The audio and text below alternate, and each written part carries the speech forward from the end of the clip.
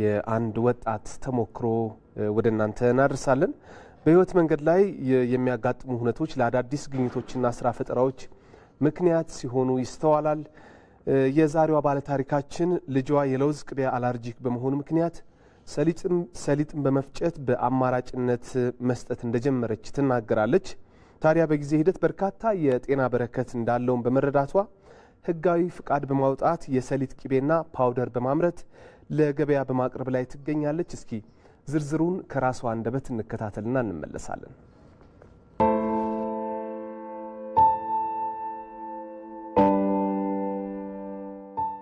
ስሜ ሉሊት ሰሙንጎስ ይባላል። ድርጅታችን አዴናይን አግሮ ኢንዱስትሪ ይባላል። የምናመርተው ታሂኒ ፔስት ወይም በአማርኛ የሰሊጥ ቅቤና የሰሊጥ ፓውደር ነው።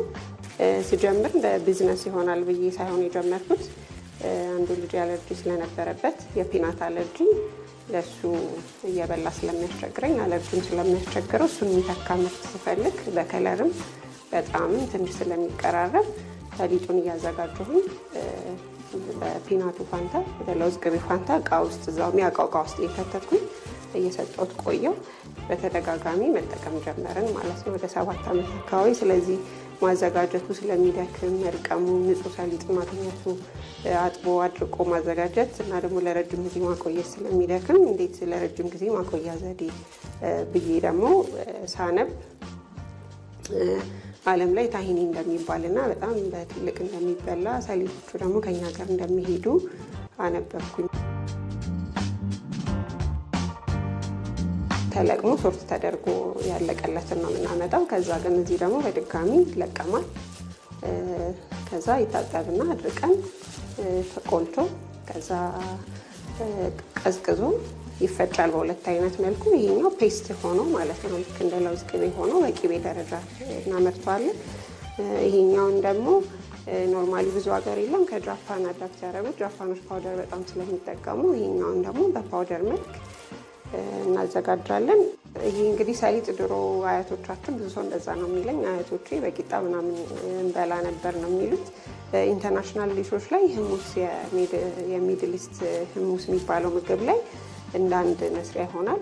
ለእኛ ደግሞ ለምሳሌ በፍትፍት መልክ ከሱፍ ጋር ተፈትፍቶ መበላት ይችላል። በዳቦ ደግሞ እንደ ፒናት በተር ወይ ደግሞ እንደ ስትሮበሪ እንትን በዳቦ ተቀብቶ መበላት ይችላል። ሰላጣ ላይ መሆን ይችላል። ዘይት መጠቀም የማይፈልጉ ሰዎች ደግሞ በጣም ፍራይድ ላልሆነ ለማይጠበስ ነገር ደግሞ ለወጥ ነገሮች መሆን ይችላል። ከዛ ባለፈ ደግሞ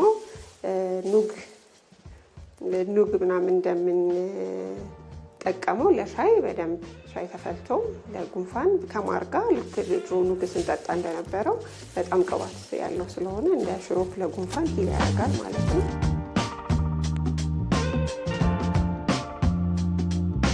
ሃይጂንና ሳኒቴሽን ግዴታ ስለሆነ ምግብ ስለሆነ ጫማችንን ኬሚካል አስነክተን ከዛ ቀይረን ልብስ ቀይረን ሻሽ አድርገን እንገባለን። ከዛ እጃችን ታጠባለን አጥብቀን እንገባለን። ከዛ በኋላ የሚመጡት እቃዎች በሙላ ታጥበው ደርቀው ከዛ ሌሎቹን ፕሮሰሶችን ከምንም አይነት ንክኪ ሆነ ዝገት ምናምን የሌላቸው እንደዚህ በሆነ በስቴንለስ ስቲል መልኩ አድርገን በንጽህና ያው ኃላፊነትን በመወጣት ስታንዳርዱን ጠብቀን እናመርታለን። ሌላው ላብ ቴስት ተደርጓል። ኮንፈርሚቲ ምግብና መድኃኒት ቁጥጥር እሱ ደግሞ ቴስት አድርጎ ሼልፍ ላይፉን የሰጠን እዚህ ከኋላ ሌብሊንጉ ላይ የተቀመጡትን በሙላ ሪዛልት ከነሱ ወሰድ ነው ማለት ነው። ሲቀመጥም ፍሪጅ ውስጥ አይቀመጥም፣ ውጭ ይቀመጣል። ምክንያቱም ውሃም የለውም ፕሪዘርቫቲቭም የለውም። ፍሪጅ ስናስገባው የፍሪጁን በረዶ ስለሚይዝ እሱ በረዶ ውስጥ ስለሚገባ ይበላሻል። ስለዚህ ውጭ መቀመጥ ይችላል። የዘይት ነክ ነገር ስለሆነ ማለት ነው። 2 ዓመት ነው ሼልፍ ላይፍ። ወደ ገበያ የምናቀርብበት መንገድ አሁን ለምሳሌ እነዚህኞቹን ፓውደሩን በጣም ሬስቶራንቶች ከሳላድ ጋር ይጠቀሙታል። በልክ ፓክም እያቀረብን ነው። ዛሬ የምናወጣዋለን። ሌላው ሱቅ ነው የምናመርተው። በቀን አምጪ የምታመርት ማሽን በሰዓት 15 ኬጂ ነው የምታመርተው። ግን ገበያው ላይ ብዙ ሰው ኢቭን እንዳለ ማያውቅ ሰው አለ። ስለዚህ እሱ ማርኬቲንግ መስራት ይጠበቅብናል።